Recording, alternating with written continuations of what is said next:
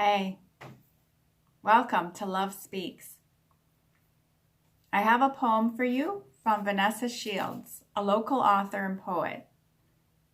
Two girls, two tweens sit in a hallway, backs against the wall in casual harmony. Want some fries? Says a girl. Okay, says a girl.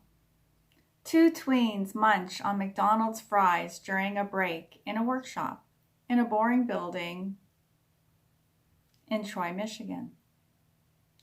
They talk, they eat, they giggle. You're being so nice to me, says a girl. A girl doesn't understand the statement, so she lets the silence hold it between them. I'm black, says a girl. So, says a girl. We have the same name.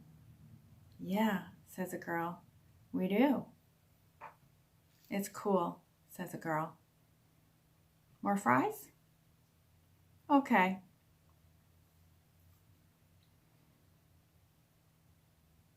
I recently decided to listen to Cheryl Moses of Come Meet a Black Person Zoom meetings. I wanted to listen and I wanted to learn. When I went there, we took a white privilege test. And what happens when you take the white privilege test is you find out whether or not you have any inconveniences or hardships because of your skin color. And, when I go into a drugstore, I can find the shampoo of what I want and what I like and what's good for my hair. So that would be an example of white privilege, having exactly what you need easily without a lot of thinking about, okay, where can I get the shampoo that I need for my type of hair, because it's really hard to find.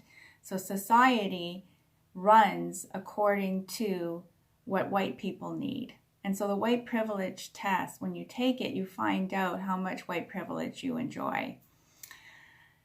And I took it and I scored perfect, of course. And many people on the call did not. They scored very low, 3.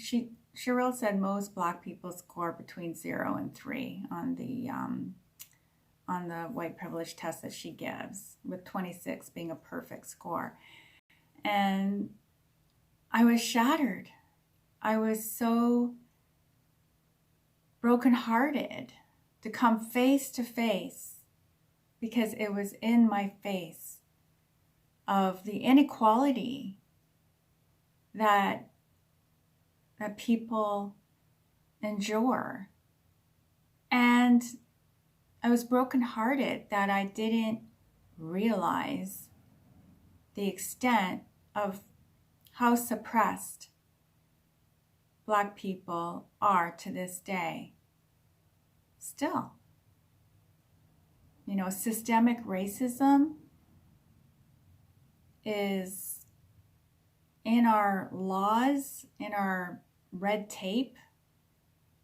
It's seeped into our society from the very beginning.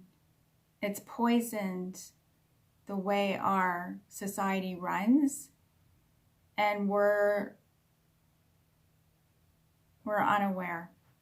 So I became aware.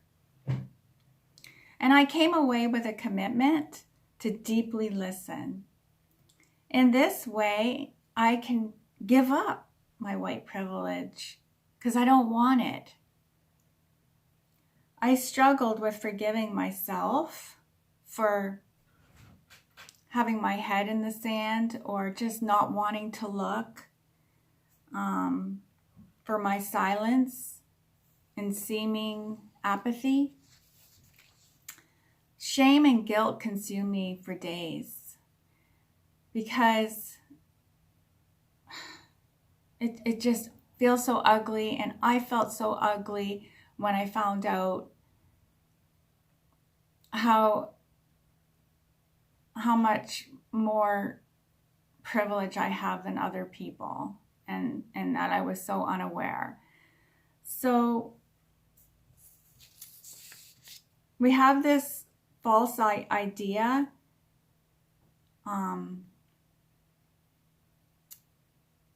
well, we have a lot of false ideas, and it's time to just listen to each other and learn. There's this story I read when I was, a long time ago, I was in my 20s, and a little black girl comes running home from school, and she's just tears streaming, and she's so emotionally upset because she was made to feel ugly. And her mother just comforted her, and eventually, after the little girl calmed down, Mom went and got some ebony books, and together they looked at the pictures, and page after page of these beautiful black women. They admired these beautiful faces in the magazine and read the stories of these strong women. And so the little girl said, so that's what it is then. We're more beautiful than white people. Actually, this is the way I understand it. And Mom went and got a magazine that she found, I don't know, a white magazine. I don't know if they went out and bought one or if she had it, and whatever. They went through a white magazine together with white models and looked after page of these beautiful women. The lesson is that we're all beautiful, we're all equal, we're all glorious in our beingness, and we're different culturally. We have different learnings, different experiences, and the core of us is we're fully human and we're fully divine. And we're all beautiful, all different shades and different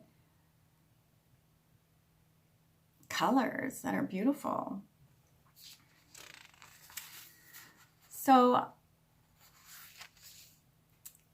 the way I released the shame that I felt after walking away from the white privilege test, feeling brokenhearted, is I turned to my community of black friends, white friends, and they embraced me and they helped me work through my feelings.